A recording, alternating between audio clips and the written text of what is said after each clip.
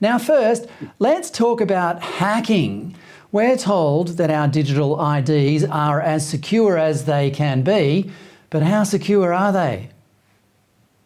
Well, I'm glad you said that, because I've got a nice long bridge over your city that I'm going to sell you if you believe that, or anyone that believes that, frankly. It's going cheap.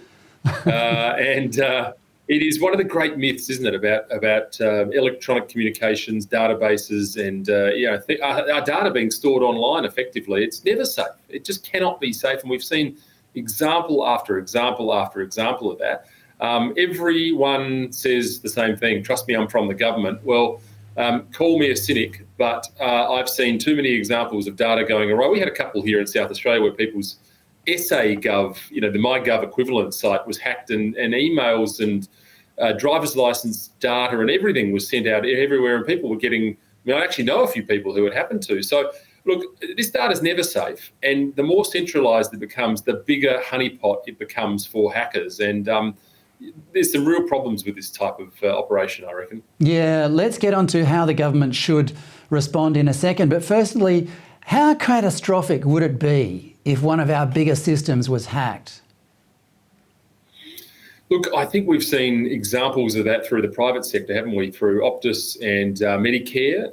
And of course, we're talking about limited data sets in a sense there. In the case of health insurers, though, you've got some pretty sensitive documentation, information about treatments people might have had, things they may not want people to know, but also tax file numbers and, potentially credit card information. So even in that one little subset, you've got some problems there with that being hacked. And of course, we know how clever and advanced and sophisticated data identity theft, crooks are now. They'll use that information for reasons that we haven't even thought of 4 times down the chain. But there are people out buying gift cards with stolen ID so they can kind of convert credit into another form of usable credit, all sorts of things that we haven't thought about. And that's just with one little subset, be it a phone company or a healthcare provider.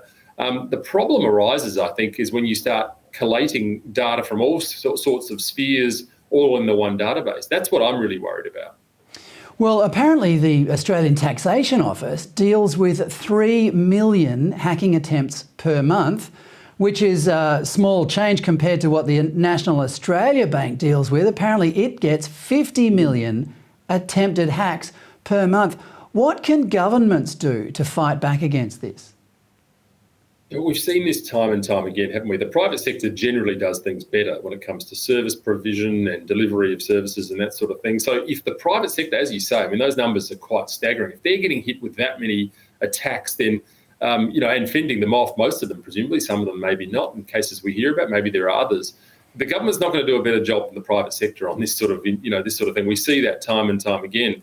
And in fact, there is a website, I forget the name of it now, which shows in real time what they say are data attacks going on through the world. And it's like, it's like the air traffic control map. It's just going constantly. These are not just things that pop up every now. They are getting hammered all day.